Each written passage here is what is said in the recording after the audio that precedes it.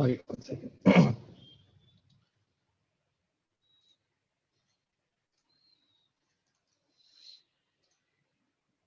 Can everyone see my screen? Yes, we can. Thank you. Sorry for not having my video on, but my internet's really bad. Yeah, so good morning, everyone. Once again, I'm back to do the phase 3 review, and phase 3 was the different channels of advocacy that we have to go about our advocating. So session 9, which was done by Mr. Anil Patil, was on the subject of action through advocacy. So Mr. Anil Patil was, of course, associated with the Carers Worldwide organization, and the session had a case study element to it also. So he first posed us the question of he first posed us with the question of who are unpaid family carers, and then went on to tell us that carers refer to individuals of any age and who cares for a nurse's a relative, partner, friend who require any kind of help because of some mental illness or disability or old age or something. The most important point was that he mentioned there was these carers are people who do it of their own accord.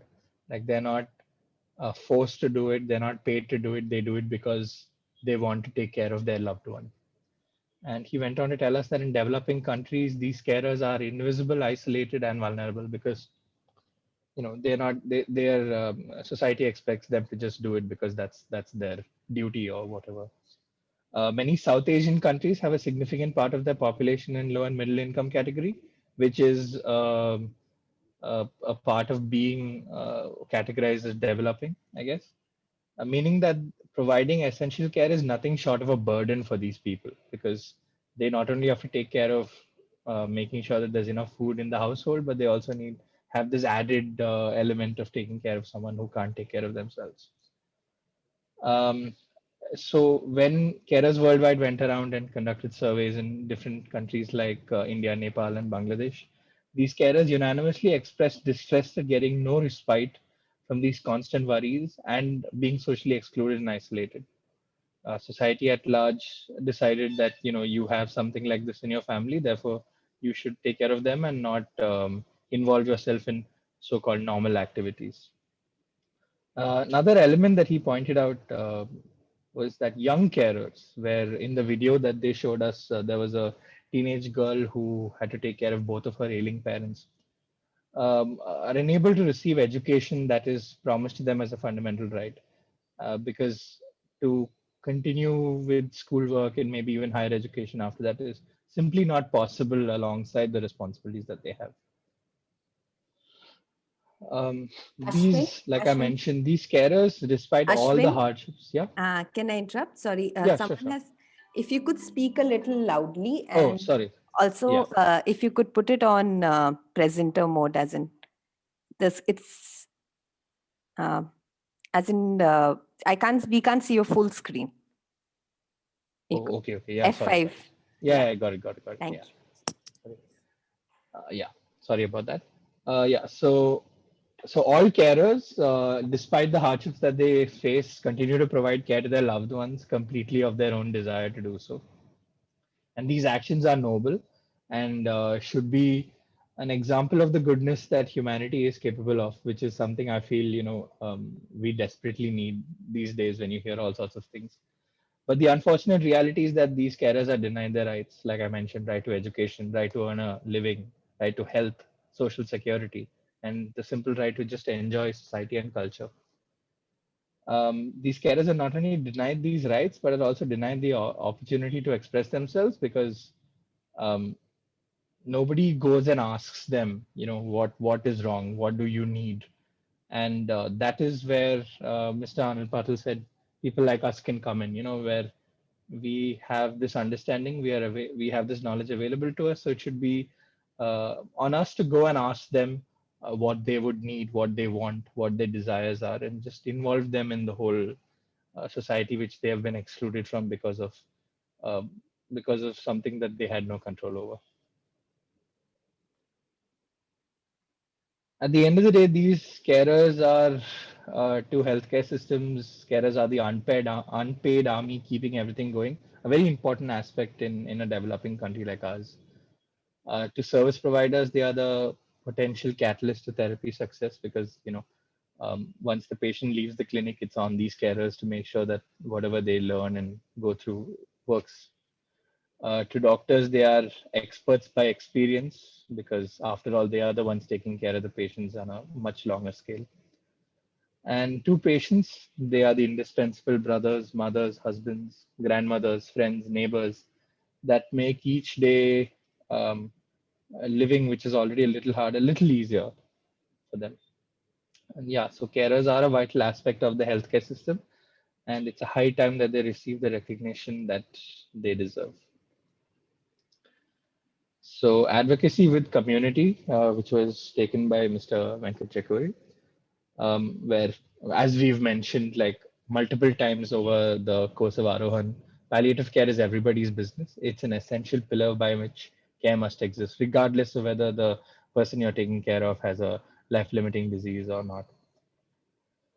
For patients in need of regular social, psychological, and spiritual support, in addition to medical and nursing care, care should be readily accessible and available as close to home as possible. Anybody can go to a hospital, but there is a huge barrier that is created between the hospital and when they come back and the care that they need at home. So yeah, so what institutional palliative care in the form of specialized skills, they lack in the ability to provide 100% care all the time, tailored to the needs of the specific patient. That's where community comes in, because community can play a huge role in bridging this gap. With a little bit of training and effort, community has enough potential to effectively build a safety net around these patients. Specialist care and primary healthcare centers make up only the top 20% of the pyramid of caring. This pyramid of caring, I don't know if you all remember, was from his presentation where he showed us like a pyramid which had just the top 20% of it was made up specialist care and hospitals, primary healthcare centers, and all that. But the community has the potential to utilize the remaining 80% with some training and motivation again to drastically improve the landscape of caring in India. And demonstrated models of community effort like cooperatives, Anganwadis, which already exist in a lot of our rural countries, can be used to improve the state of healthcare in rural and semi-urban India also.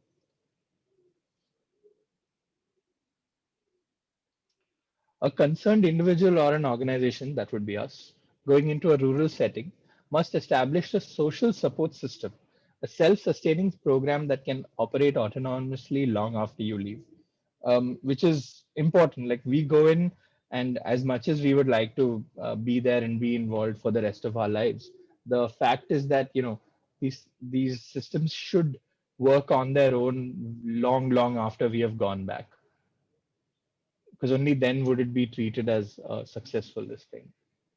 Primary healthcare center is the most important contact point for providing care in India.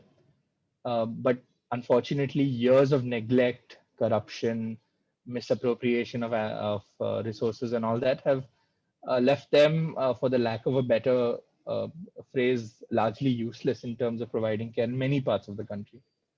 But now, with the new policies that have come into place, there is a renewed effort in capacity building at the primary healthcare level. And the community has a big role to play in ensuring that they receive these resources that everybody has the right to. Resources like training, proper infrastructure, accessibility to drugs and working good equipment, and established referral networks. To build awareness in and for the community, it is important to pool resources, use technology, present evidence based scientific facts, and engage all relevant stakeholders. He mentioned involving schools through programs, places of worship, local leaders, village panchayat, and of course, the primary healthcare providers as well. So, community can get into palliative care in a few different ways. They are through the medical component, which is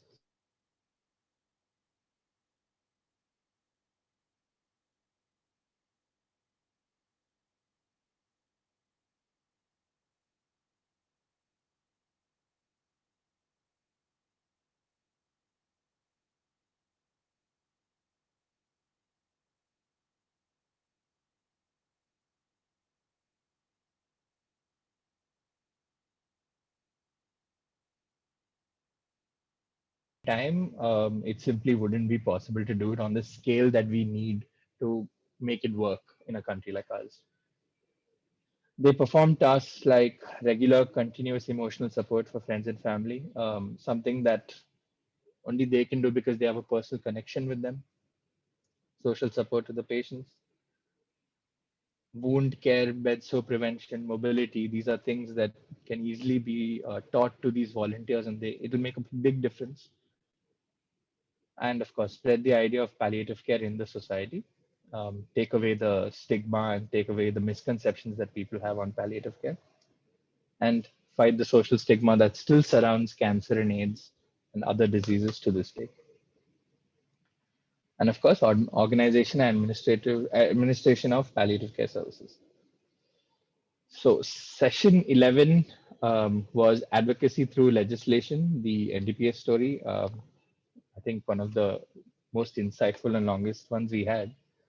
So Miss Tripti Tandon, who took the session for us, mentioned that working on legislation is a long and arduous task with guaranteed roadblocks along the way and possibly other elements of frustration, as she used it, which is the Narcotic Drugs and Psychotropic Substances Act of 1985, the NDPS, which is the subject of this session, was a law enacted on the basis of international conventions of drug control that India was obliged to follow, and it was also enacted in. It was also like phrased in a manner that was more colonial than what fit our modern this thing, and that aspect led to a lot of the problems that we saw in this session.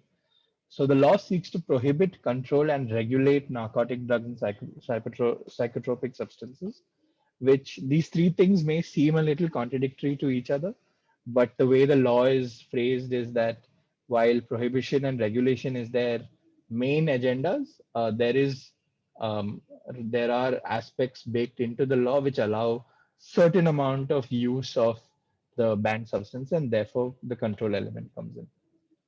In the context of palliative care, with working with legislation, um, we all know pain relief is an essential part of palliative care. Access to medicines is required for pain relief. It's a major aspect. So the law failed to consider and mention the negative effect on the state of pain management in the country. After the introduction of the NDPS Act, consumption of morphine fell by 97%, leading to a negative state of pain management in the country. It is also important to mention, as Ms. Tripti had told us, that while the law only concentrated on the aspect of prohibiting and controlling and regulating the thing, it had no mention of the medical aspect of any of these things that were being regulated under the law. And because of that, it like it's mentioned here, it led to a negative state effect on the state of pain management in India. So doctors were extremely frustrated to see that their patients suffered despite the existence of opioids to treat pain. The rigorous enforcement of the law and the lack of consideration for medical requirements, like I mentioned, and therefore rendered accessibility, I mean, it was non-existent basically.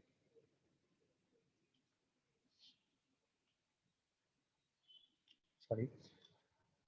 So drugs under the NDPS are classified in a manner that helps in their regulation, not taking into consideration any other use that they may have. So they've just been categorized based on how it will be regulated by the center and the states.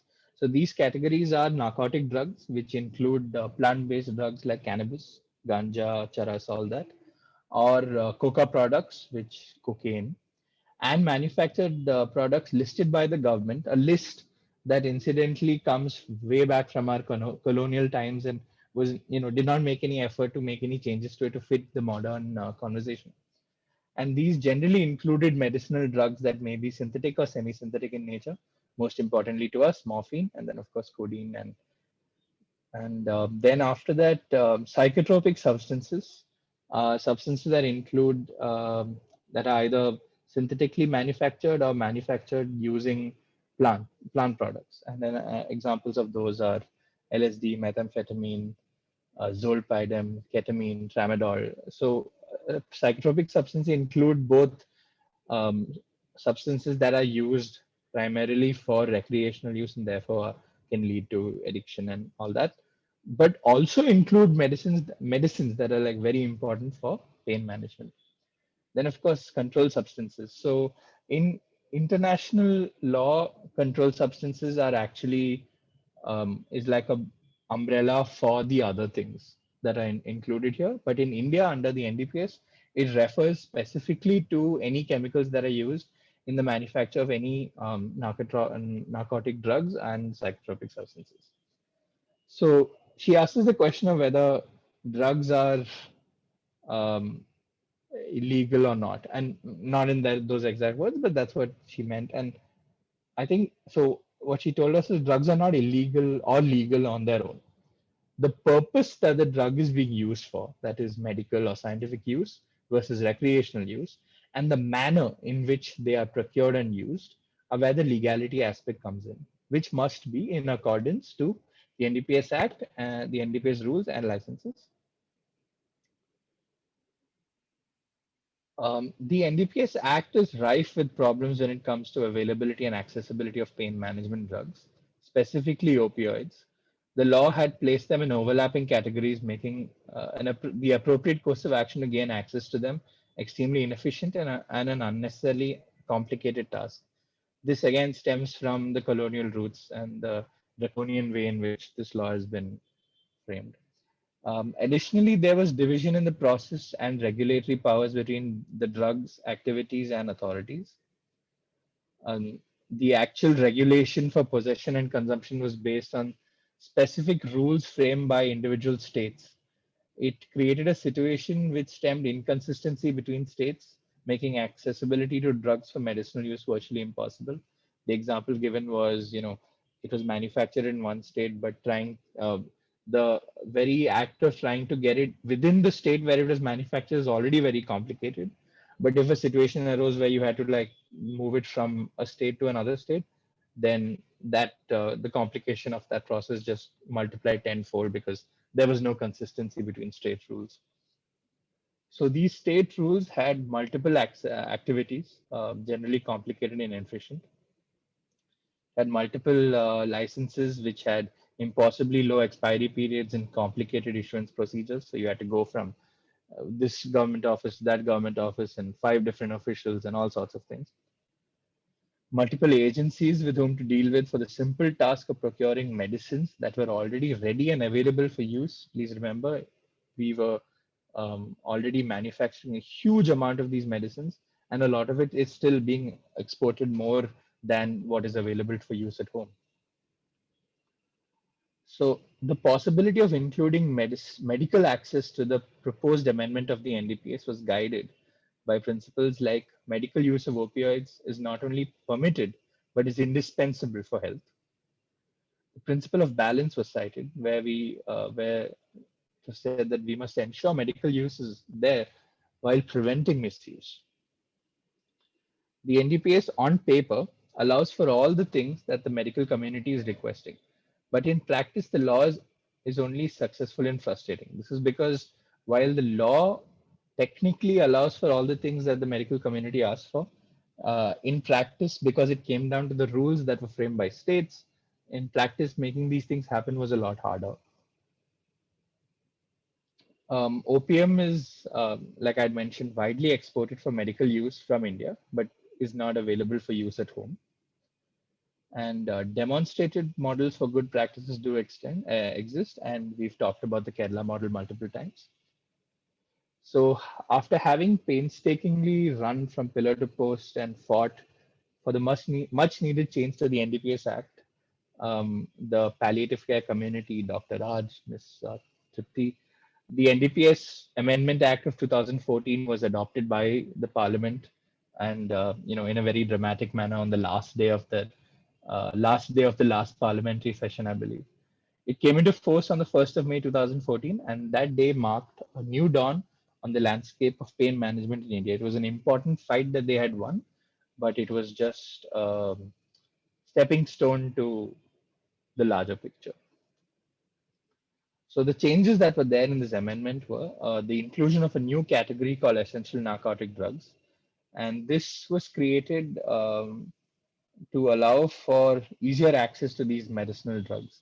And it included giving the central government the ability to make changes through notification alone. So they skipped the process of having to amend the act or the rules every time they wanted to add a specific drug to this list. The transfer of the rulemaking power was taken from the state government and given to the central government for all functions. And this was done specifically, not for all the categories, but specifically for ENDs. It broadened the scope and objective of the law to include promoting the medical and scientific use of narcotic drugs and psychotropic substances.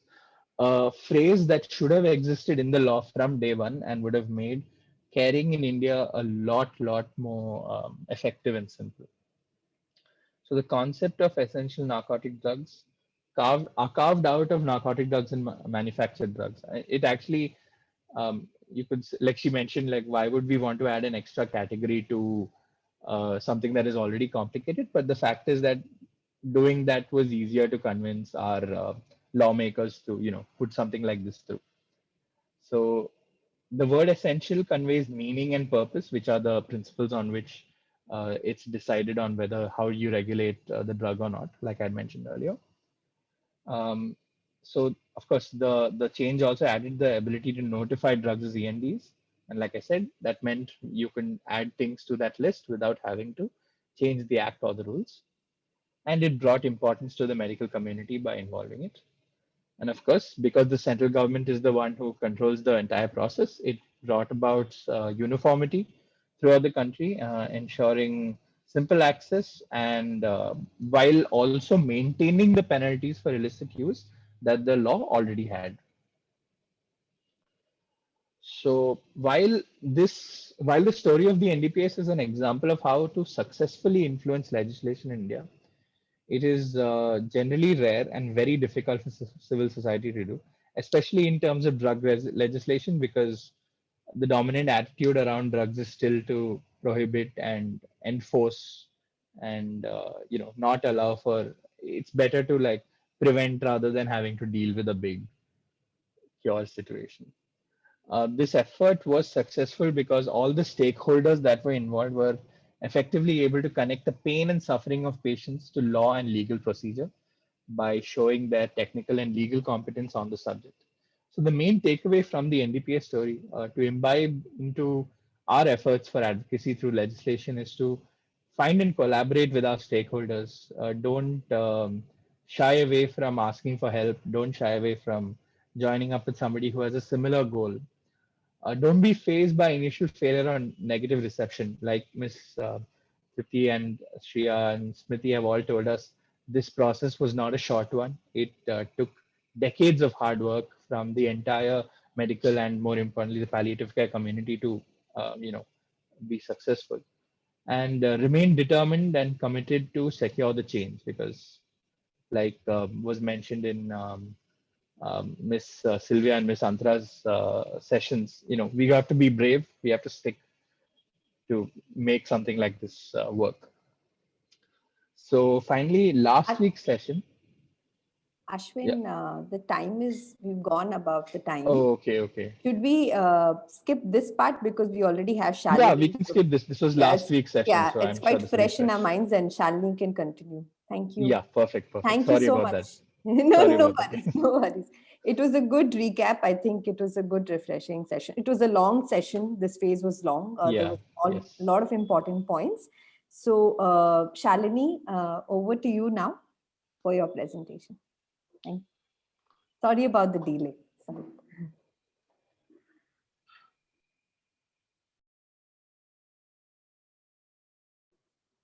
We can't hear you, Shalini.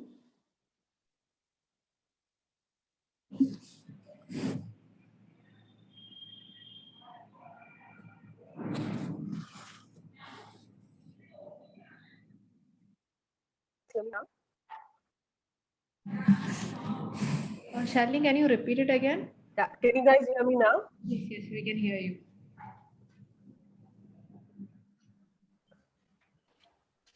We can hear you. Great. So I was rather thanking Ashwin for going through that NDPS thing also, because that's where I'm going to pick and going to talk further with my presentation. And I definitely first want to apologize to all the participants. Because of me, the timings had changed in the morning, because I'm not available in the evening today. So thank you, Shreya, for all your efforts for doing that. Great. I'll share my presentation, and then we'll take from there.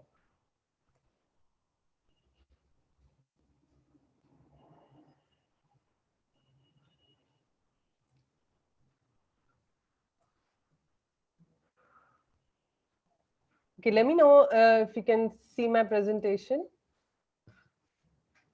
Yes, we can see it. Can you make it into presenter view too? Yes, perfect. Yeah. Okay. Great. So the first thing that we are going to talk about, I'll just take you away from NDPS for some time, and then we'll come back to it. We'll first going to talk about the state policy for palliative care. So what is happening these days is we are, though the policy is already there, the palliative care initiatives are there, but at a national level, at a government level, as we discussed last time also, that the healthcare is managed at a state level. And I would I would really request Raji, can you share the screen, because otherwise I don't see the participants, and it's very difficult to really, it seems I'm just talking to my computer, if you don't mind. It's Sure, the same presentation. I'm so sorry. I'm losing the flow of thoughts. I'll stop sharing. Yes, give a second. We will surely share. Yeah, I'll just meanwhile continue. Yeah. Shalini, can you on your video then? It's off only. Yeah. Okay. Sorry, guys. I somehow couldn't see any of you, and I'm like, I'm talking to a laptop. I'm not talking to people. So she will come up with the presentation. So what I was talking about state policy was all the states have to have a policy at their level also to implement palliative care in our system. So there are some states who have already created. The state of Kerala was definitely the leader. Then we had state of Karnataka and Maharashtra who followed through. And recently, in the last couple of years, we have Tamil Nadu, which has come up with a state policy. I would rather want to refer to one of the screens. Raji, while you are looking for the presentation, I'll quickly go through our website and share my screen, because I want to show them where they can find all. Yeah, can you see my screen? Yes, we can. Yeah, this is a Pallium India website. It is, the moment you go onto the Pallium India website, there is a resource section here. And here you will find every document related to policy, related to NDPS, and everything that we talked about with government advocacy. So if you see, there are policies, Tamil Nadu policy, which was created in 2019, Karnataka, which was created in 2016, Maharashtra created long back in 2013, and of course, the Kerala palliative care policy recently got updated with all the new changes. So, and Maharashtra got it in 2012. There is a palliative care program in Orissa. It's not the policy, but they have a program which they created in 2020. Now, all these things are actually papers. I would want to, on a practical level, I would want to share that these things are papers which we will have to get it created, because it is important for us to have these there in the government sector. It doesn't mean once the policy is created, palliative care is going to be available everywhere. So you can definitely refer to this link and go and click it, and then see and read through it. I'm stop sharing, Raji, and you can meanwhile look for the other presentation. What we need to do is actually, as an NGO, what we try to do is we go and help governments create a draft of these policies. So now you see we have the example of around 4 or 5 states with us. We pick that policy, we go and talk to them, and we customize as per their rules, because every state has different kind of departments which are taking care of a certain program. Like last time I told you, it was somewhere it is the NCD, non-communicable diseases department, which is taking care. Somewhere it is ND, the department for cardiovascular diseases, that is taking care. So everywhere you will have to see which department, how to customize it for that state and give them a draft. So if you see Tamil Nadu policy also, we were involved into that. We also submitted a draft in Tripura. There is one Dr. Majumdar who's been the director of Regional Cancer Center. He's been working a lot for having this policy implemented. But it's been years, and the policy is still in the process of discussion.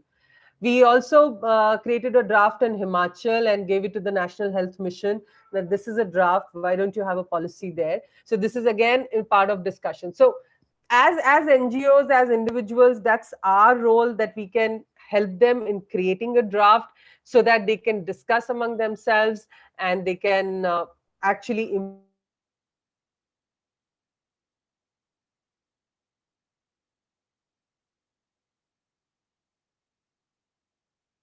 all of us. Here, I just wanted to say one quick thing. You know, our government has a lot to do. Of course, there is an aspect where they are not doing a lot, which they were supposed to do, but there still has a lot on their plate. So what they look for is some enthusiastic, excited people like us, NGOs like us, who would be helping them to work at a grassroots level and then coming to them and sharing what work is done and utilizing their infrastructure. So as I mentioned last time, there is an NPPC program that we have. It is already created. It has been created since 2012. It is lying there, but the states are not implementing it. So if in a state we find a person who is able to do palliative care and who is able to expand it at an individual level or at an NGO level, so he creates a system and does reaches out to people, creates a network at his own level. Once that is created, then you can approach the government that, see, you have this plan already there with you. I have this system. I have this network already created. Why don't we work together and create a win-win situation? And that's exactly what a government advocacy is to be done. So that's what we have been doing as national officers, project officers for Pallium India. And that's what, as Aarohan advocates, we would request you also to do it. Raji, can we go to the next page? Yeah, I think, yeah, I'll just quickly touch upon that. Who would be the main primary people when you're talking about state policies for palliative care?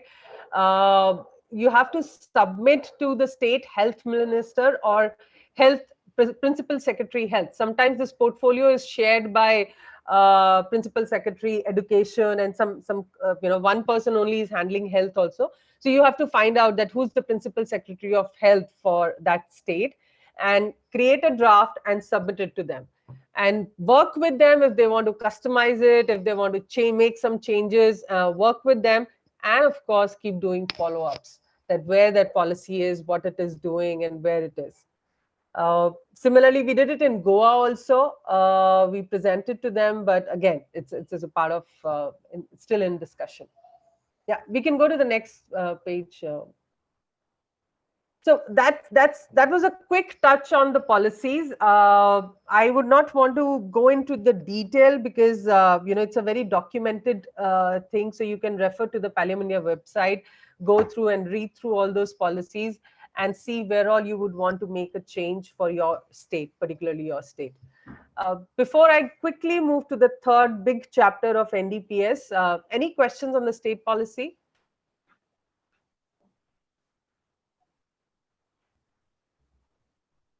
Okay, I take that as a no. So we move on.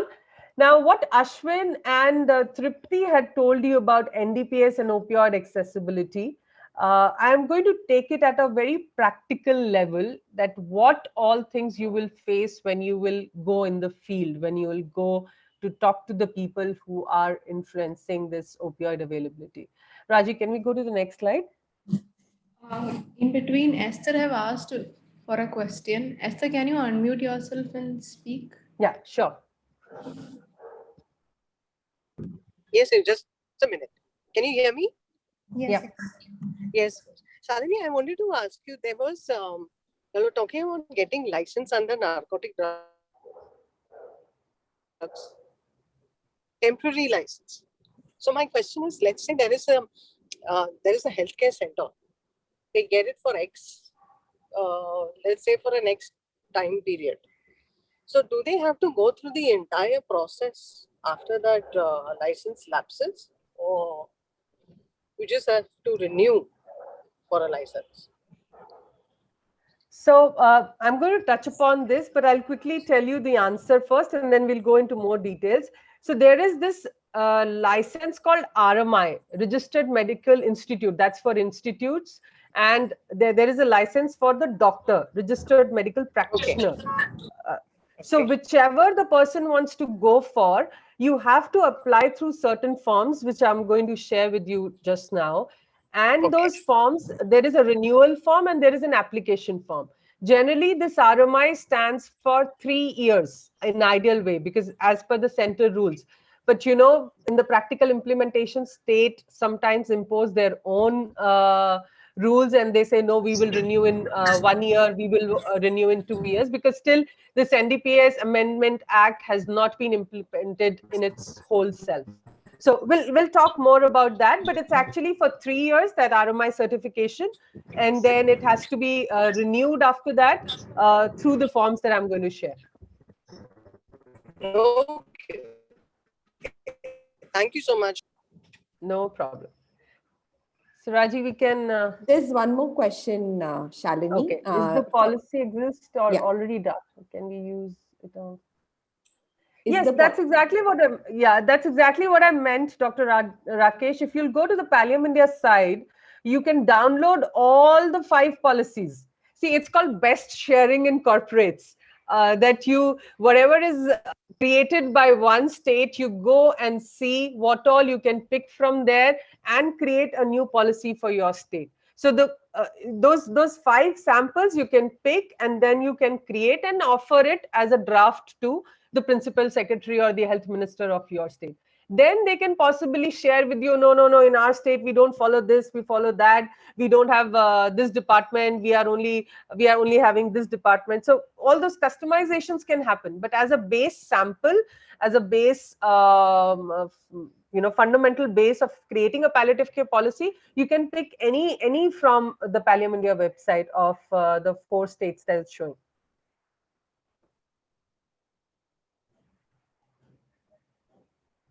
Okay. I hope that answers your question, Dr. Rakesh. Okay. So we move on to the opioid accessibility. Now, the advocacy that requires for opioid accessibility, like Tripti and Ashwin told you, that it requires, there's a lot of work has gone behind it in just ensuring that there is a change in the law. And you know, the laws are made at a parliament level, laws are made at a very higher level, but it has to be implemented.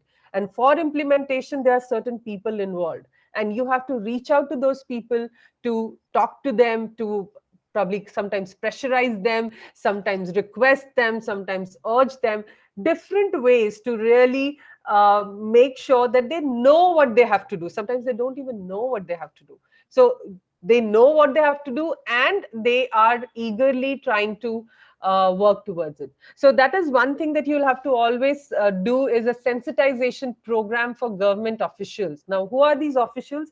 That will be a state drug controller. There will be the heads and chief medical officers, director of health, or all the officials involved in directorate of health. Every state has a department called Directorate of Health. So there, whosoever is involved with palliative care, or for that matter, other programs also, you have to educate them with this NDPS law and the opioid accessibility. The pharmacist, for that matter, you will have to speak to the heads of the hospital also, because they are the decision makers. They need to know how they can procure opioids. and which route to go to procure opioids. I'll take a small pause here. In our country, you know that everything has a crooked way to go about it. There is a law, there is a protocol. There is a very simple protocol. You can go to that window and pick your stuff and give an application, pick your stuff and come. But nobody wants to change. So all these government officials or the heads of the hospitals, they might be following their own internal ways to procure opioids, and they find it very easy. They say, oh, you know, the drug controller is my uncle's son. I just go to him. I just take the old NDPS form, and he just quickly gives me a permission, and then I order. So that's one of the states that I worked in. And the drug controller was a very small state. Drug controller was a close associate of our chairman. And he's like, it doesn't matter. You come every 60 days, you come, I'll approve and you order. And like, why should we come if that's not the protocol? Why there is a need to have every 2 months or 3 months? Why should we come to you when there is a provision of a license? There is a position of an RMI which you give us. We can directly place an order with the supplier. Why should we keep coming to you every 6 months or every time you want to order? But that was the control. So out here, you have to educate them. You have to educate them with the law. You have to educate them with what's the actual action they have to do, they have to take. And of course, create some pressure around also. I think sometimes you'll have to do it very subtly. Create some pressure so that they start to follow the rules. So the pharmacist of the district hospitals or the medical colleges or government hospitals, you will have to explain to them what is the law, how the change has to be brought in, because most of the pharmacies right now are going by the old law, which is called NDPS 2. In that law, again, they have to go to the excise department, they have to go to the state drug controller. Every time they have to place an order, they go to them, give some certain kind of amount that, okay, this is what we want to order. They will approve, then they'll come back, so place an order to the supplier, and then he will take his own time.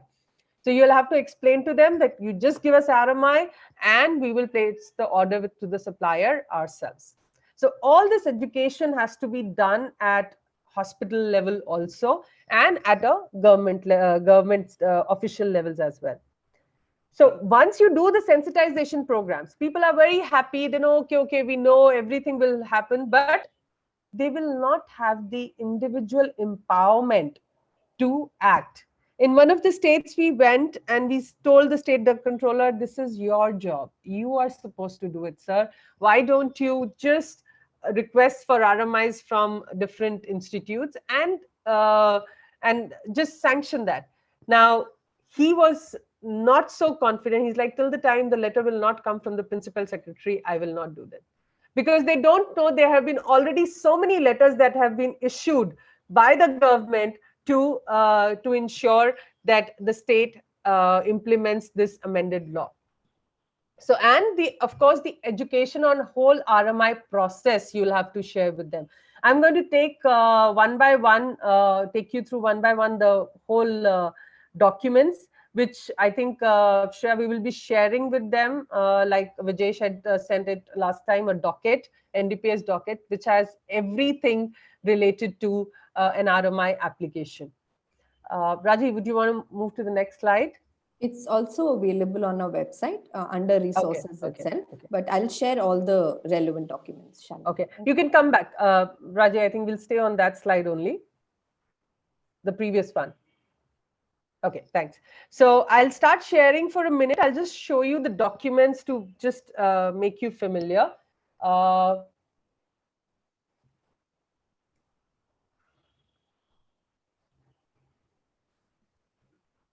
Okay.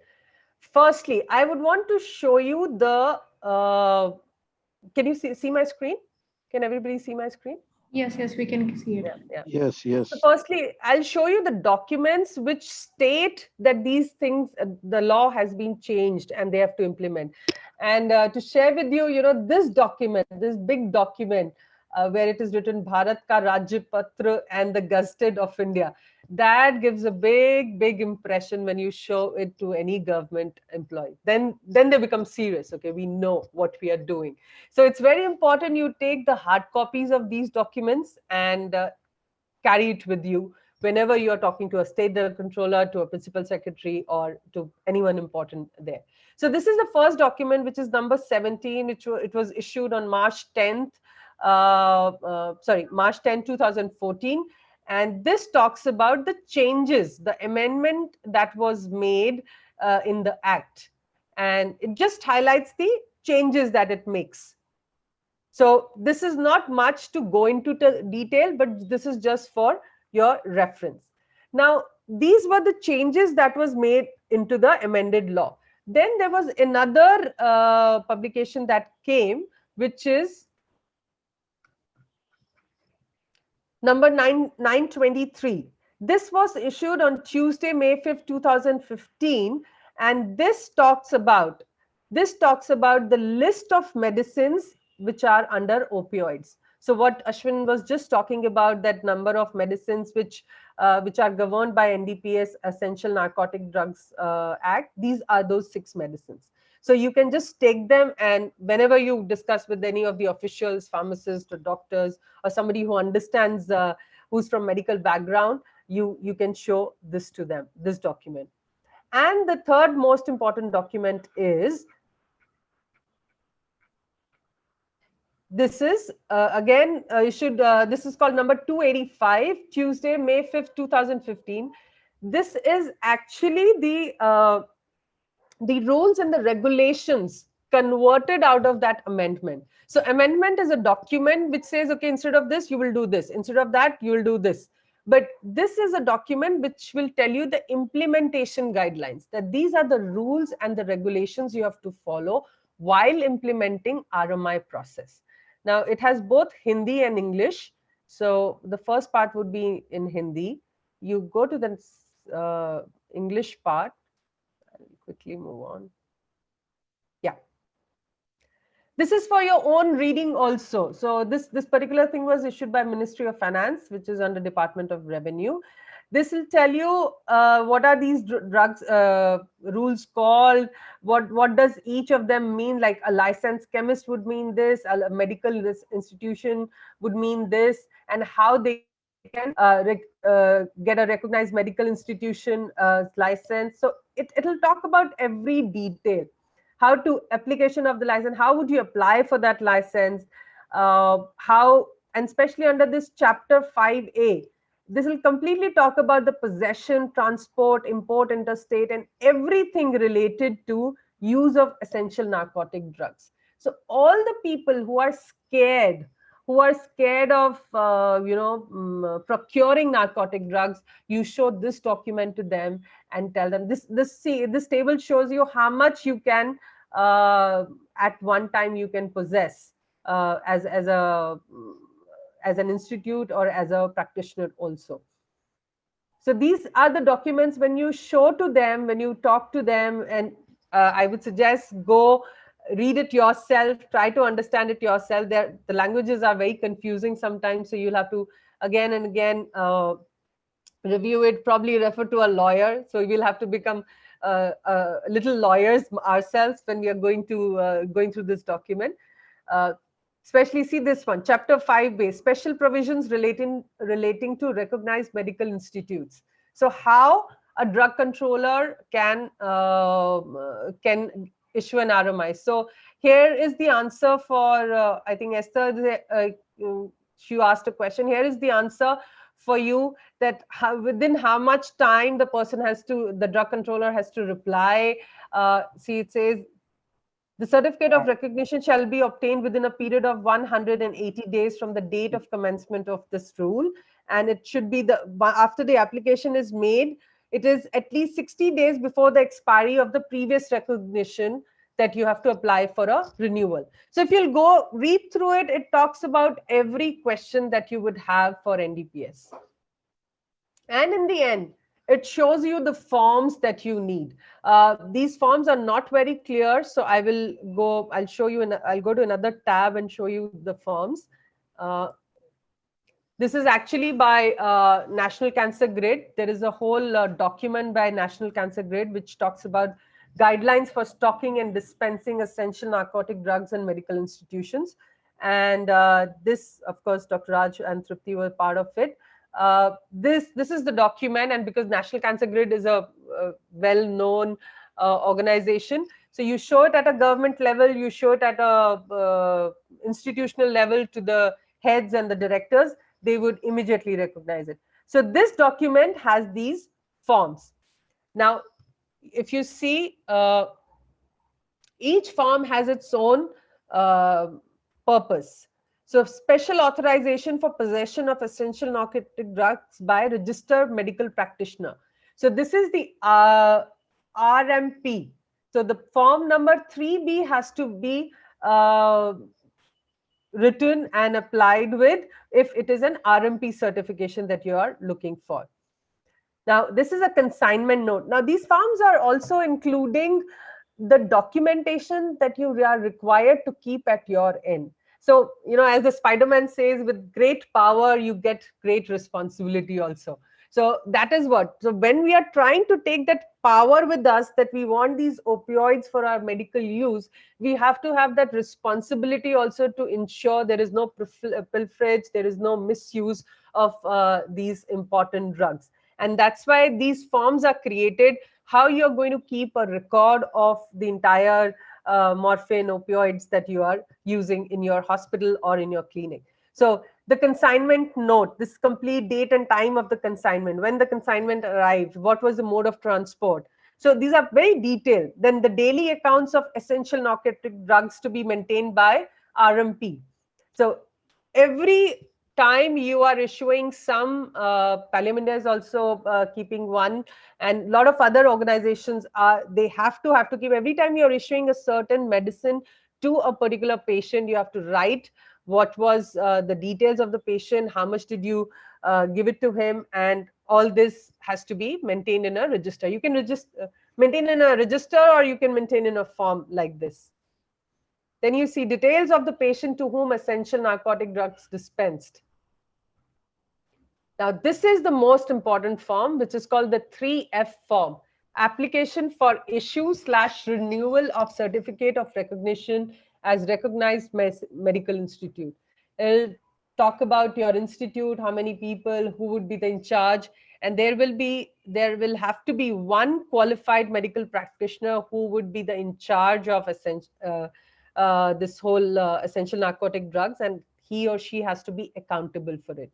So you have to have an accountable doctor here who will ensure that this all is taken care of. This is the certificate of recognition as an institution, any institution would get, which is called the form number 3G. I just want to share one little thing here. RMIs are generally required for non-government organizations like charitable hospitals, private hospitals, or clinics and all. The government institute, the government medical institute are deemed RMIs if they have a trained medical practitioner with them. So they might not need to apply for a separate, go through this whole process if they have a doctor who's pain and palliative care trained. They can simply consider themselves as an RMI, but for a recognition, they can possibly want to have a certificate. Like in the state of Mizoram, they every district hospital, though it's a government hospital, but still every district hospital requested for a certificate of recognition, and we have those certificates. You know, each district hospital has that. I will show you a few of the certificates with me in a while. So these are the forms, then daily accounts and annual return of procurement, estimate of, you have to give an estimate of an annual requirement also. And this is a letter. I'll show you a separate letter. This is called the B.N. Sharma letter. Now, if any of the government officials says, where is the order? Where was the order? We have not received any order from the center government. So you have to show this document telling them that the additional secretary and the Department of Finance, Ministry of Finance, Department of Revenue had sent a document in 2016, and this is the document which was issued to all the states to start implementing the amended law. It has all the details, and you yourself can go through it. It's an easy read, which will be helpful to you. So these are certain important documents, and to share, for a second I'll stop sharing. I'll quickly look for. Sorry, somebody has a question. I don't know why this video is going off on its own. It keeps going off. I'm not doing anything. Probably some technical glitch. My video. So I'm just trying to look for some RMIs that you can have a look how they are issued. Just give me 1 second.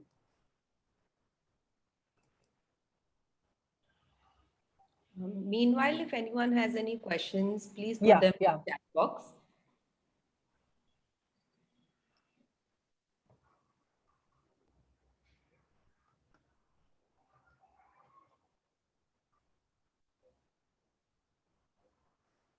Okay, I'll start sharing. Yeah, you can still put your questions, and I'll.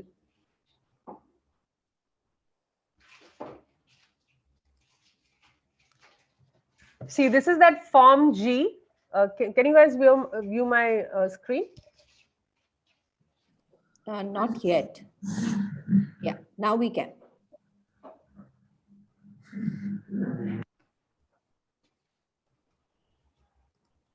Okay. So this is the certificate given to Civil Hospital Aizawl. Aizawl is in Mizoram. It was issued after our constant advocacy with the state drug controller and the district hospital heads and all. So this was issued. See, this certificate shall be in force from 2018 to 2020. Ideally, it is a 3-year certificate, but again, they twisted it a bit at their level, and that was another improvisation we wanted them to do. It was only for 2 years, but actually it is for 3 years. So state can have their own control on it, and they might not allow you to just go by the way the law says. So that's where we have to play a role. This is Civil Hospital Lunglai. That is again the same drug controller had issued this certificate. These are all government hospitals, district hospitals, but still they wanted to have, after they got their, so Parliament had a 10-day program where they invited all the doctors and nurses from each district hospital, and after that then they started issuing these certificates because they had trained folks, so now they can be the RMIs. Now this one is for Naga Hospital Authority, Kohima. This is in Nagaland. This RMI was issued, which was issued on 27 July 2018. Now this one is for Gujarat. This is to certify that GG government hospital situated at, this is in Jamnagar, and they got Foods and Drug Control Administrator, which sometimes is also the state drug controller called. This is the certificate of recognition in Jamnagar. So you can see there are little changes depending on the state. They make their own respective changes and issue them. But as long as we have the certificate with us, we are good to procure morphine. This is another Kolasib one, Mizoram only.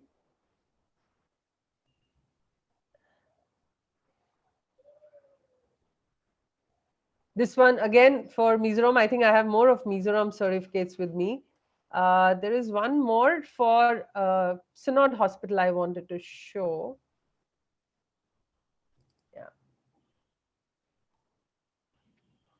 Yeah, this is the, so this is Synod Hospital in Durtlang, Mizoram again. That is a private institute, and they got this certification and later on got a full Form G certification. So these were the quick examples where I wanted to show you how these certificates would look like. I'll stop sharing. I'll take a pause if any questions before I move on.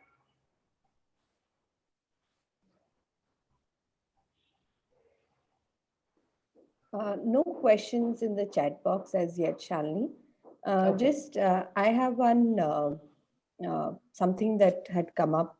I'd been to UP last year for some work. And so I think the KGMC, that's the King George Medical University. Medical College. Yeah, the medical college had, so now because there's ideally supposed to be only one practitioner in charge, a medical practitioner in charge of the RMI, they were having huge issues in terms of who's going to take that accountability and that responsibility, that one person, right?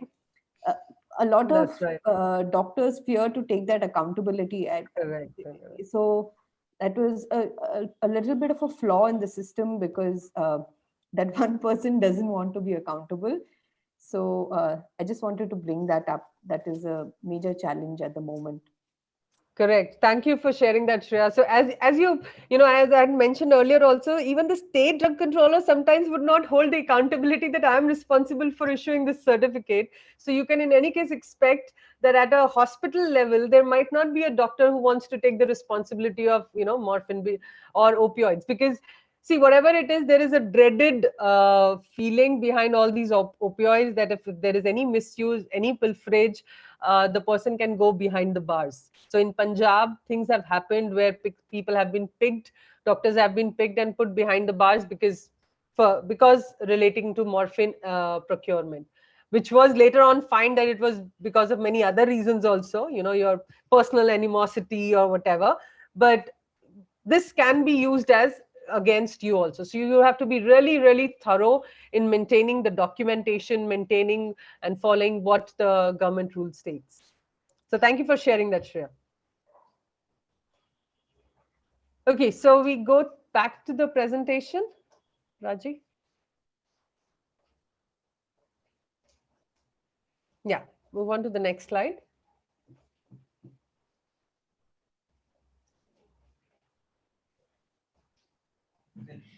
One second. Sure.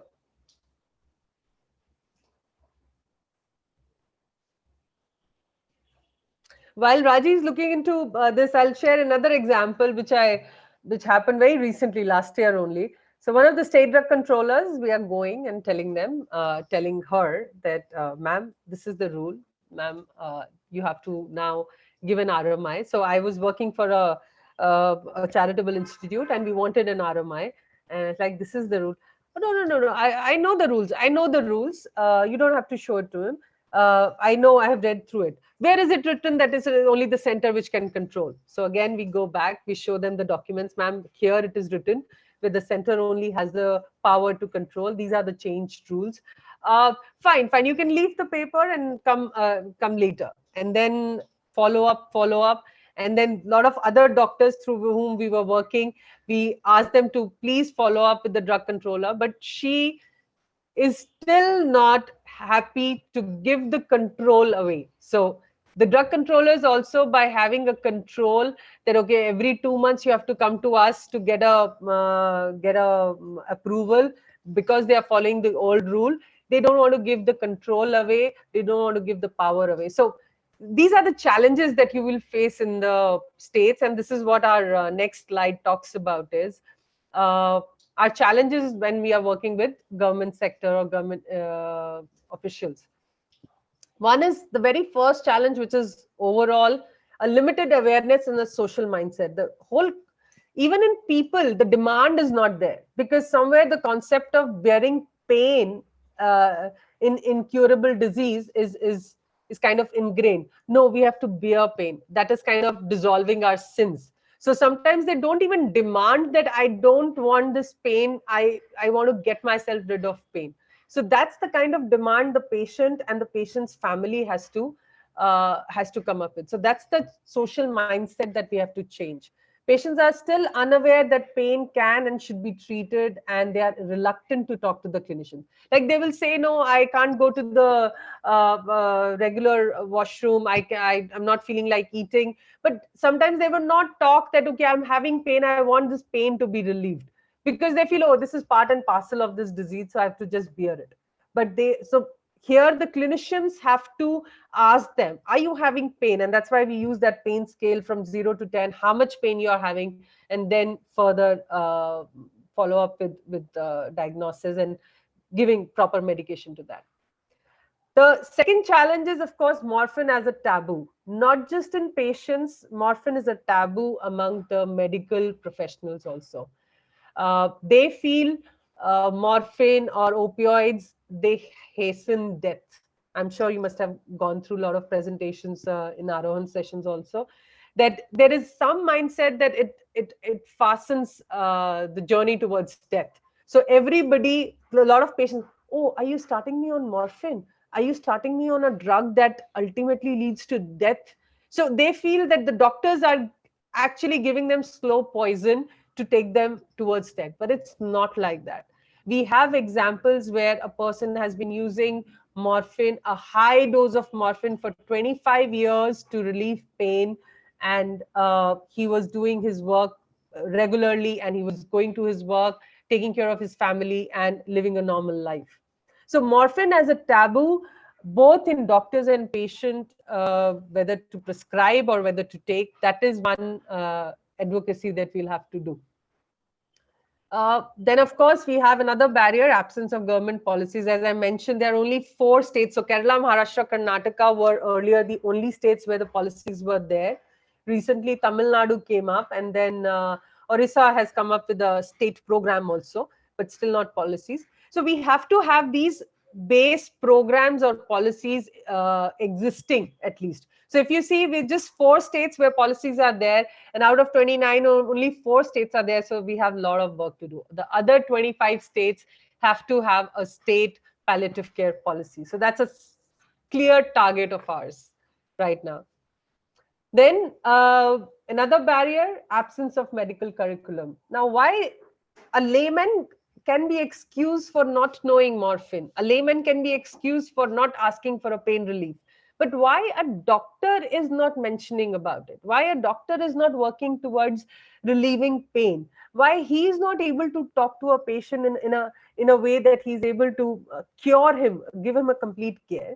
Because even in our medical curriculums, this palliative care or how to talk to patient was not there. But thankfully, to all our advocates, like Dr. Rajgopal and many who have been working here, first, we got MD palliative care created, which is like postgraduate degree for doctors, the specialization. So there is now we have a lot of MD palliative medicines.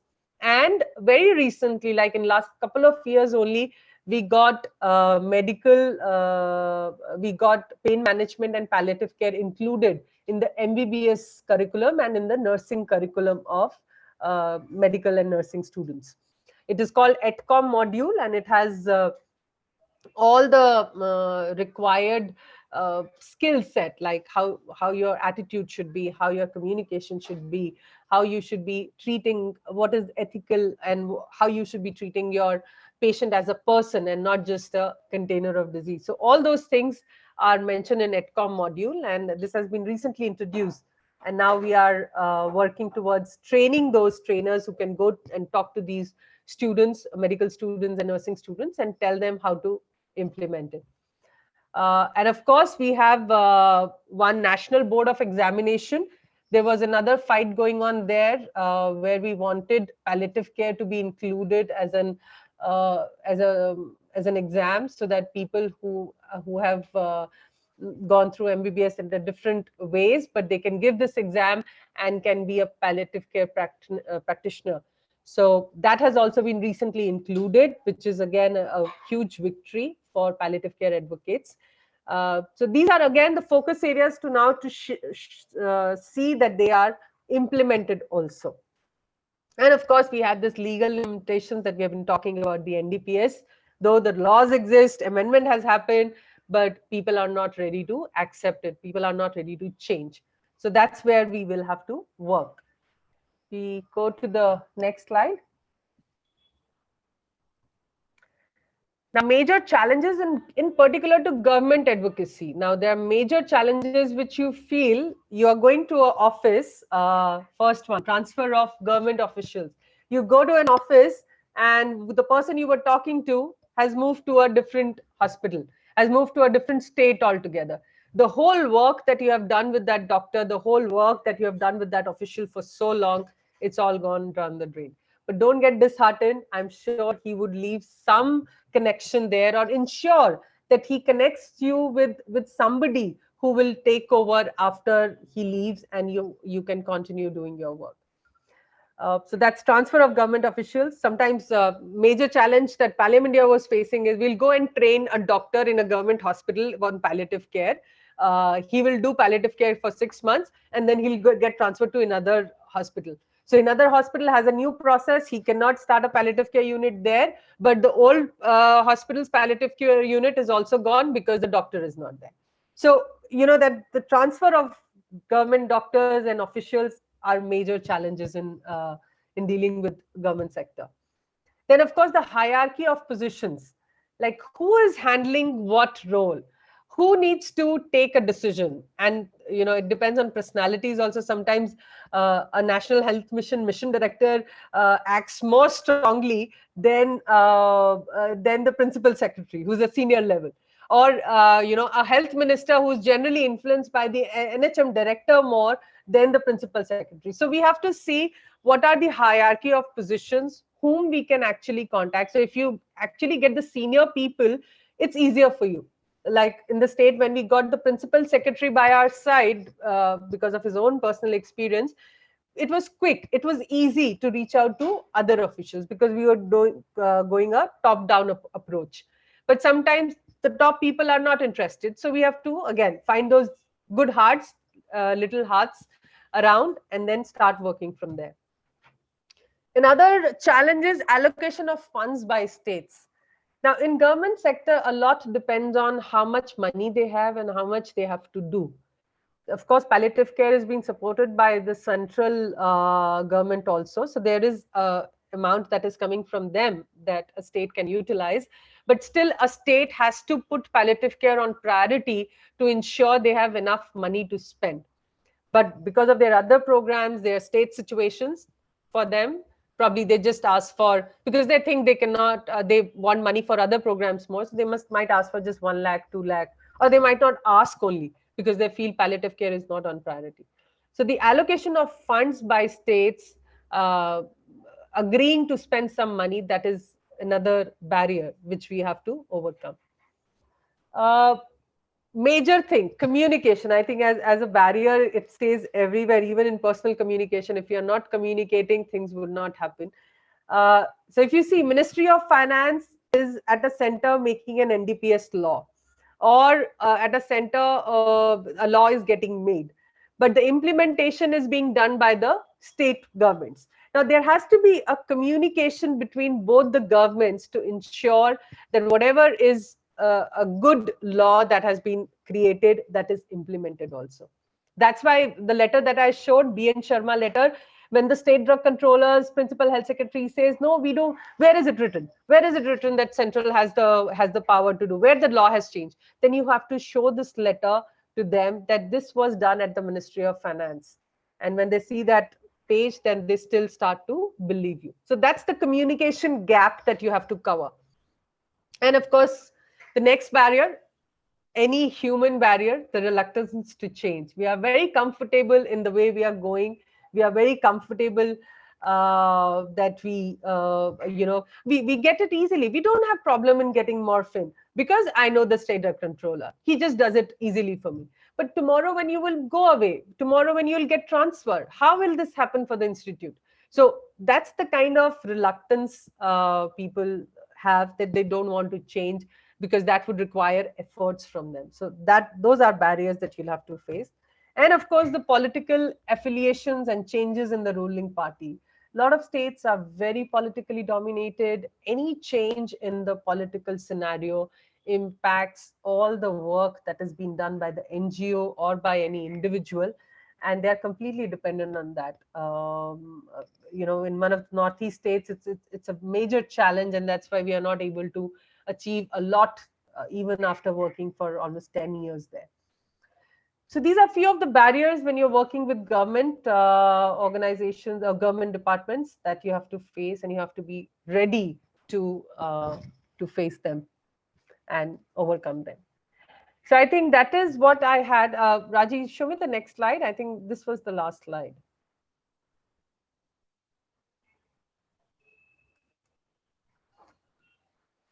Yeah, this was the last one. So any questions? I think we have 10 minutes. Any questions? Shalini, we have a question from Sam in the chat box. Sure.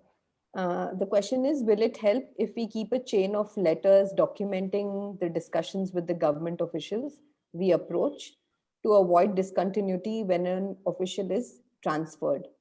What are your thoughts on this? Yeah, bingo, sir. That's exactly what we need to do. Documentation, or have the emails stored, or have the, whenever we give a document to any officials, we take a photocopy with us and take the signatures, and that, yes, we talked this to you and this was accepted by that person.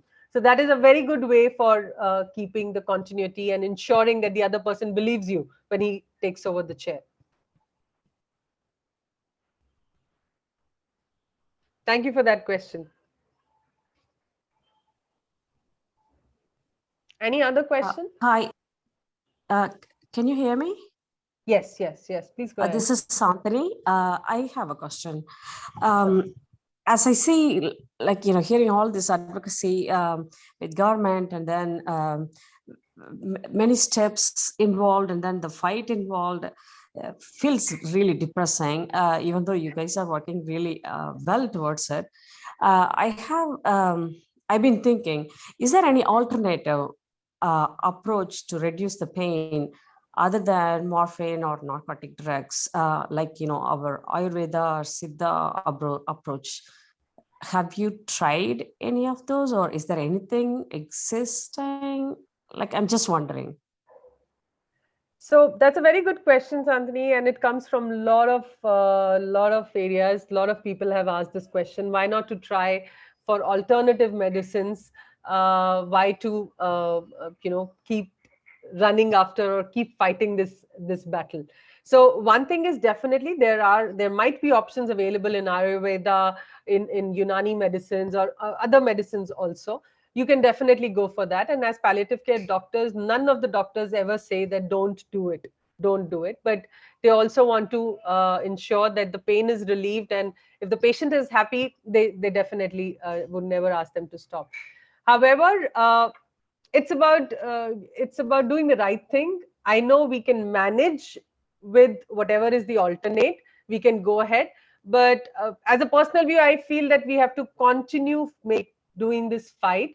We can suggest something else to the patient because that's faster, but I think it's high time that there has to be a law, there has to be a proper way to ensure what is already there, to just make it reach to the patient. So I would not say to give up on that fight and completely go for an alternative method, but definitely this requires a lot of efforts, and we should continue along with the other things. Shreya or anyone else wants to add something? Thank you. Yes, Santani, I'd also like to add that at the moment, the law recognizes only MBBS doctors to prescribe. So that's one of the reasons. And even for palliative care training, they'd only recognize an MBBS doctor.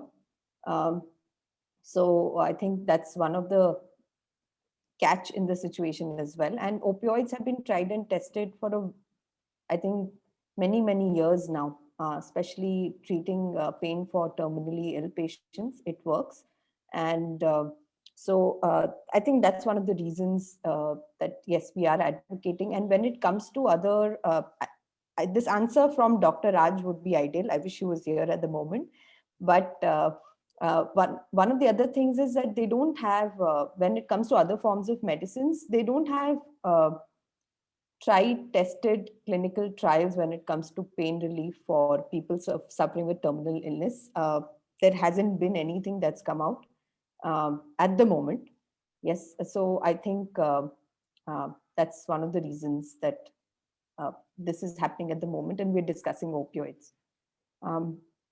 So once Dr. Raj is here, we have one of the sessions with him during the last phase on 17th of April. So we'll bring up this question again in terms of why only opioids, because he'll have a better answer to this. One of the other questions we've got are, what are the other powerful methods of advocacy that are more effective in yielding fast results? That's for you, Shalini, from Avtar. Sure. Mr. Avtar, I think it's advocacy methods. Government advocacy is definitely one thing. We do advocacy at a masses level also. We, if you see, Sam has just given a comment that even in family, you have to do advocacy to convince the family members that no, we have to go and take this drug because they have heard from somewhere that this drug is not good. If you are going on this drug, that means that's the end of life. So all those advocacy has to be done there. Advocacy has to be done with any doctor that you meet, any medical profession that you meet. So I think palliative care advocacy, because it's becoming such a unknown, it is not such a popular concept right now. We have to tell to people what palliative care is and how they can get it. I think once that demand will be created, I'm sure doctors and governments will be more going to work more to ensure that that is available. See, it's like we know that if we have fever, paracetamol is something that will help us. You know, it's a general layman thing that paracetamol is something that will help us in fever. So if we go to a doctor and if he's not giving a paracetamol, or if he's giving some, it's like, sir, can't I just take a paracetamol and do? I have fever. I think this can be done this can go with just one medicine. So we have that kind of a knowledge and we tell them. So similarly for palliative care, if a cancer patient goes and says, I'm having pain, I know I cannot be treated, but I want this pain relief. And for that reason, the person has to know that, yes, there is pain relief available. So that's why we are doing advocacy with the masses, with the general public, to know that there is pain relief available. I hope that answers your questions. I think methods can be devised as any methods that you can think of. Can I say something? Sure. In continuation to what Shreya also mentioned, when you go in and talk to somebody about any other, and I think Santini asked this question, I've been trying to work with Tata Cancer Hospital to try and introduce Ayurvedic product, which is very good for, which is very good for non-healing wounds. Okay, I've tried it out on patients, and in fact, they've done some trials unofficially. You and I did this training program in Tata, and in fact, they've agreed to do the clinical trials.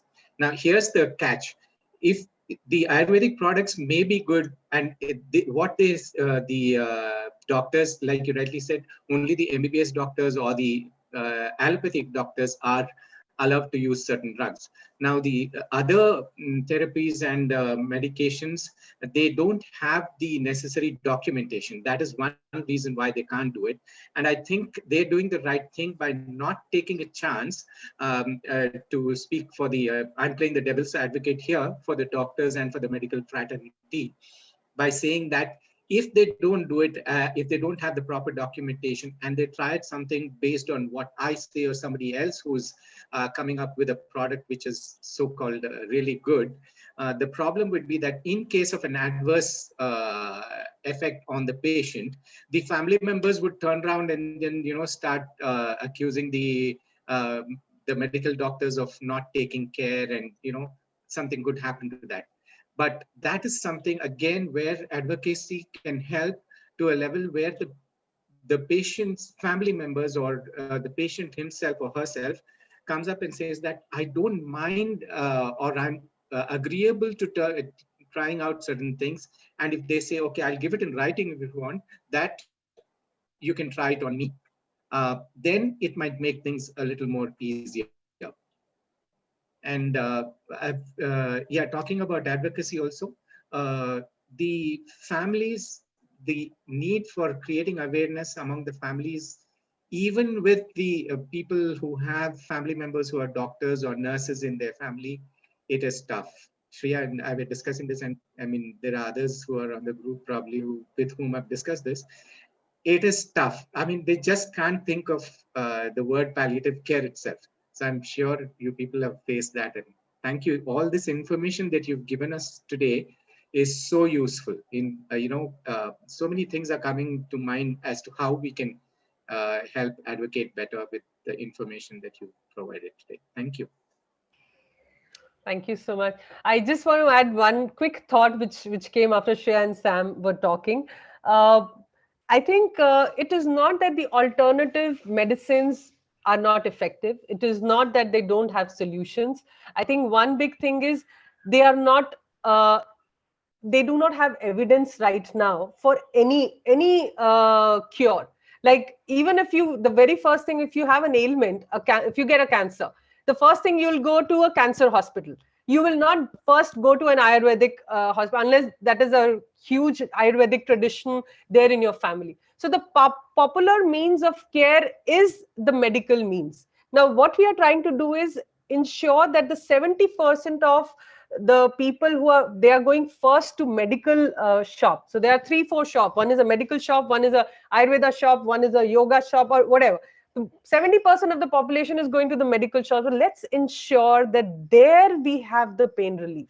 Definitely, if people want to go to Ayurveda shop, they want to go to some other way, alternative way, they are most welcome. They should go, rather do the research, get the evidence created so that it creates a competition for the medical folks also. Not just stop the medical, what they are fighting for. So that's my personal views. I think we have to keep doing, having this advocacy fight with them and keep researching on other options available also, so that the people can have the best of everything. Shalini, there's also a question from Mr. Pranav Basu in the chat box. Yeah. So the question is, one newly formed charitable trust dealing with the terminal cancer patients undergoing palliative care. Before going to the government level for advocacy of palliative care and opioids, should we go with the documents of the work we are doing for convincing the health department? Yeah, that's a very good question. That definitely, Pranav sir, you will have to have the documents that you have created for your organization, that terminal cancer unit that you have created. What is, like, it's a registered one, your basic documents you have to create, who's the doctor heading it, and go with the filled form of this opioid, form 3F that I showed you, and then show them about your institute and ask them to give an opioid. If they have any queries, they'll come and make a visit. Sometimes they do an inspection. The state drug controller will do an inspection, see how the things are being implemented, and show them the documentation, the registers that are ready to ensure that the opioids are taken care of.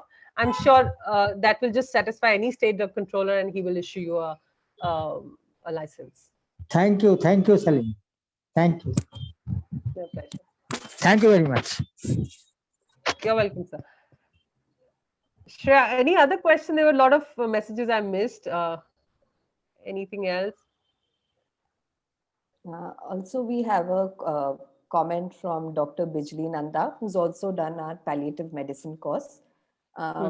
She's written, I think it's important not to get disheartened yet because of non-availability of morphine universally. The WHO ladder helps to address pain using other drugs initially. So also there is more to palliative care than morphine as well. So yes, thank you for mentioning that, Dr. Bijli. I think it's important coming from a medical professional. Yeah. Thank you, Dr. Bijli. Any other comments? We can take a few more minutes before we end the session.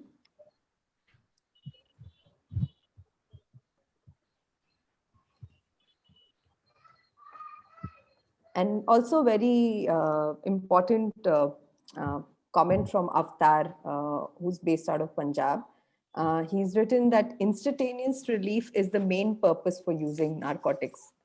So I think that instant relief from pain is one of the main purposes. But unfortunately, none of our facilitators are healthcare professionals. We are all non-healthcare professionals. As in health, we are healthcare professionals, but we're not medical professionals. So some of the technical questions may be unanswered, but we will definitely catch Dr. Raj. We have him with us soon, so we can ask him all these questions as well. Any other comments, questions? I think one of the things that comes out when I meet the doctors is the fact that they're not looking at with all due respect to them, they're not looking at a holistic approach to palliative care, even when you talk about it. They're looking at it as Avtar rightly mentioned, the patient also asks for instantaneous relief. So the doctors are kind of under pressure to just give them something to keep them going for some time. And then one is because they don't have enough time on their hands to deal with each and every patient the way they should be spending time and understanding the whole background of how the pain started, when it started, and things like that. That would help. So that's where we as advocates of palliative care can step in. And if we are counselors or if we are people who are helping the family, we can give them a better understanding of where, different aspects have to be, including things like spirituality. Now, you can't expect a doctor to get into that area. So that's where the social worker or the counselors come into the picture, and they can help with that. Then there's an aspect of the things like physiotherapy, things like that. I mean, it may be totally unconnected to the particular problem on hand of pain, but it will look like that. But when you look at it holistically, each and every aspect of these different aspects have to be dealt with through palliative care. That's the best way is what is coming out from the learnings. Rightly said, Sam, rightly said. The whole, I think, emphasis from the beginning has been a lot on an interdisciplinary team for palliative care. Not all the burden needs to come on the doctor. You need to have a team to make a plan of care, whether it's a medical social worker to a physiotherapist. Pranab, and then after that, Mr. Murli. I'll come to you. First, here is my humble compliment that very good, excellent, informative, and all these. But one thing, I'm sorry to say, recently, as a non-medical person, I had experience that doctors are having apathy to prescribe morphine. Even the patient is suffering from horrendous pain. This has happened from the government hospital and private hospital. Recently, 2-3 cases I know, and I have told the patient party, patient family members, that please ask doctor in West Bengal, particularly in West Bengal. But they are telling that a few doctors are there who are not communicating in a good sense. So I think what Palliam India is activating the medical courses, the palliative care courses, and for doctors, this is very good. But this will be advocated, particularly in our state also, in West Bengal, to join the courses. Then the doctors will be convinced that what is opioid, what is the role of opioids, what is the role of palliative care. And this is a sorry figure. I think in other states also, but in West Bengal, it is there. Very well said, Pranab sir. Very recently, somebody from this group only told me, not just in West Bengal, in a city like Bangalore, doctors are not aware, and they did not give morphine to a patient who's suffering, and the family is crying for the pain relief, and the doctors are not ready to give the pain relief. It's a sad thing. But yes, I think our continuous work will help us create more awareness in the doctors. Is it the ego? Is it the ego? It's just a lack of awareness, Pranabda. No, lack of awareness. Fear. Ego. See, okay, let's remember as advocates, we need to have a collaborative approach. We cannot be activists, because then no one we need to be advocates. So yes, collaborative approach. It's lack of awareness and fear. A lack of awareness. Yes. Okay, thank you very much. Thank you, Pranabda. Mr. Murli, your comment, please. Yeah, thank you very much. I've been very beneficial all new area for me to understand, although Sam has contributed some of the aspects.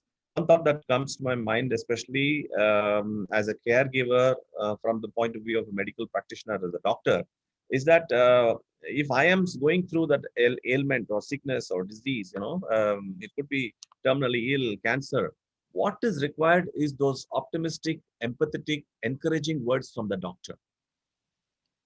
Those could be really spiritual as well. Simply saying, hey, don't worry, man, you will be all right. Okay, you will be all right. Those words don't come from doctor. I don't know why doctors don't speak that. Are they excluded from including spirituality as part of their methodology to treat patients? I don't know. Most of the time it happens to me. I saw some people around and they don't use that opportunity to, when the doctor says it, the patient gets reassurance double time. This is the thought that occurred to me when Sam was saying this. Thank you, Mr. Murli. It's definitely very important. There's something called dignity therapy that's been, so one of the emphasis on dignity therapy is, even if the doctor just asked you, what do I need to know about you so I can help you? You can get some relevant answers from people, right? So there was this post on Instagram, which probably I'll share on the group, is one person said, I have 2 sons and I don't know what's going to happen about their future. And so this is what worries me. People come up with different kind of answers. So I think if a doctor ever asks us, what do I need to know about you so I can help you, is something as simple as just one sentence, but it can make a lot of change in the plan of care for the patients. And yes, it is a lack of awareness, and but I think we can begin first by talking with our families, within our families first. And I think you will get, during the last phase of Aarohan, which is considerations at the end of life, we'll have some really important sessions to look at and think about first, personally ourselves, how we're going to work through some of the aspects. So yes, we'll come to that. Shalini, any more? Shantini, do you have another question? You raised your hand. Yes, as we are talking about this pain, I just want to add one more thought. I know probably it is very much out of scope, but as Dr. Sam and Dr. Murali mentioned something about spirituality, I just want to have a little touch with it. As you guys have like a lot of exposure, you probably came across, but I just wanted to spare this thought with you guys. So the thing, I myself had dealt with pain for the past like 10 years. So I've been thinking about like how one can get rid of pain from my perspective. My motivation is always, we all know that Gandhiji had a surgery, but without taking any pain medication. He was able to detach his body from his mind, like feeling the pain. Is there any faculties or anybody working on that method to like get rid of pain? Anybody aware of that? I'm just throwing this question. I don't know, we may not have the answer, but I just asking, that's all. Avtar has mentioned there is a therapy called CSF drain, to relieve pain and reboot the system. As in, maybe after we need to do some reading. If you have some articles on that, please share with us. Shalini, are you aware of anything? Not exactly, but I have heard of yogic. There are a lot of yogic practices which makes you, disconnect yourself from your physical pain, as Santini is mentioning. Yes, but that endurance comes after a lot of practice for an individual capacity also. So I think we will have to, though these practices are available, but are they popular, and how easily it can be achieved by an individual? That's another thing that we have to check on. I've been doing a bit of research in all these different areas too over the years. And one of the things I've realized is, rather than suggest anything like that, to start with, it's easier to go with the medical knowledge that is available. There's plenty available which hasn't been really followed through by laypersons like us, non-medical people. So if we don't do it, the doctors just don't have the time or the bandwidth to do that. It's up to us, those who are advocating something, to really maybe try it out personally. Some of the things that I do are crazy. My family thinks sometimes that I'm overstepping my research into doing so. I try out some therapies and then find out. But the thing is that when we try and give that advice to somebody, it becomes very difficult, because you may be willing to take a risk, but they may not want to. And so documentation and previous experience, if it is not there, we can't expect the medical fraternity to do that. We have to do it ourselves. And if you think it is something that the patient and their family are okay with, you can suggest it to them, and they can do more research on it, find out for themselves before they do anything, so that you don't get into that. Because then once you get stuck with one such problem, the whole effort that you put in is, it becomes totally waste, because you can't move forward. You're stuck in those, trying to get out of that difficult situation. So I would say that we each, and I think one of the best things is, we have people who have personally gone through this kind of difficult situations on the group. Like I'm talking about Ashla, I'm talking about so many of you who've had personal experience. Do share your personal experiences on the group too, because I mean, you don't know how much it helps in helping others. Small snippet, like one thing that Shalini mentioned today was about somebody who's been on morphine for 25 years. Can you imagine? So this person is generally, when you term somebody as in need of palliative care, people usually write them off saying that, there's not much life left. But can you imagine 25 years of, being pain-free thanks to morphine? And those small snippets like that can be so useful. I like the way Dr. Rajgopal, explains in one or two times when he's come online in these programs. He's just given one or two examples. And even in the video we saw last week, I think, where he goes and talks to them, the way he deals with that is so simple. Any one of us can do it. It's just about being empathetic to what the patient is going through. Like you said, Shreya, 2 sons, I don't know what's going to happen to their future. The pain management comes down from 10 from a level of 10 to probably 4 or 5, and then down to 1, if we can just deal with that one aspect of what is emotionally happening to that person. So sorry, that's all. I thought it would help to know more from you people who are doing this on a really daily level. Please share your personal experiences with us. I think it would help. Thanks. Thank you. Thank you, Sam. So we have 2 more comments. I love this. This morning session is very well extended, but in the afternoon, everyone's ready to wrap up at 4:30. But I'll have 2 more comments. Dr. Deepak has joined us. He's a community medicine. He's done his MD in community medicine from CMC Vellore. He's also working at Palliative as a public health consultant. Dr. Deepak, your comments, and then I'm going to go to Ashla for a closing comment.